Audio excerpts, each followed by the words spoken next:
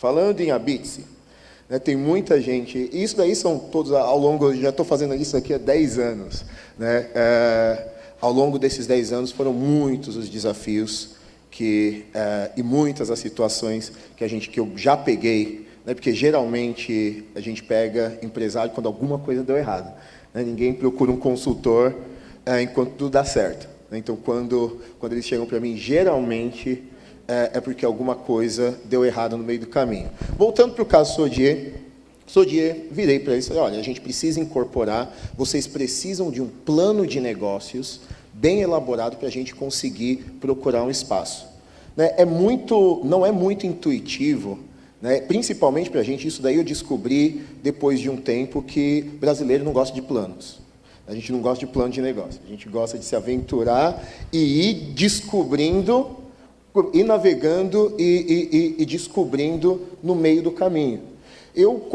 Toda a minha experiência profissional foi nos Estados Unidos. Então, para mim, esse lance de não planejar, eu ainda não consegui entender. Lá é ainda muito mais importante, porque para eu pleitear um espaço, como existe todas essas nuances de zoning, de zonificação, se o meu projeto é permitido, também existem o que a gente chama de non-compete, que é os contratos de não competir entre os inquilinos dos centros comerciais, além do contrato do âncora.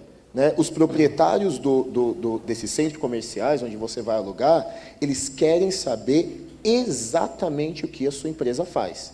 Não vale eu virar e falar, olha, é uma padaria. Não. O que é uma padaria para você? O que você vende? Qual é o exemplo do seu cardápio?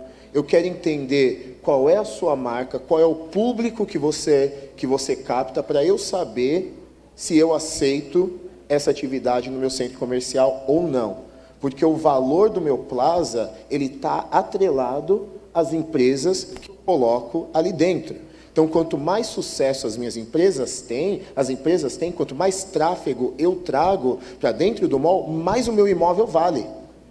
Né? E o americano sempre está prestando atenção no que a gente chama de exit strategy, que é a estratégia de saída. Se eu precisar vender o meu imóvel, eu preciso que ele esteja sempre da melhor forma possível, 100% ocupado, com empresas que não compitam uma com as outras e com um valor de aluguel que dê o que a gente chama de cap, que é o retorno no investimento.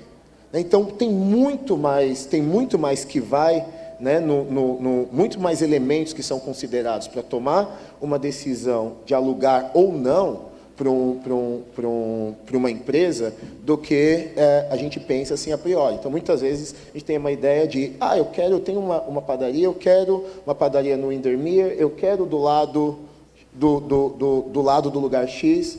Eu falo, não, peraí, vamos voltar um pouco, vamos planejar, vamos entender qual é o conceito da sua empresa, vamos entender qual é a sua audiência, vamos entender quais são os lugares que possivelmente você pode fazer, né?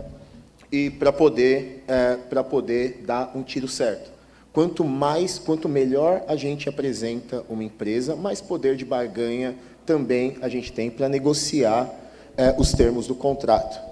Né? Eu tenho, por exemplo, né, a primeira loja da Sodier, que foi na loja da International Drive, ela era uma empresa não existente nos Estados Unidos.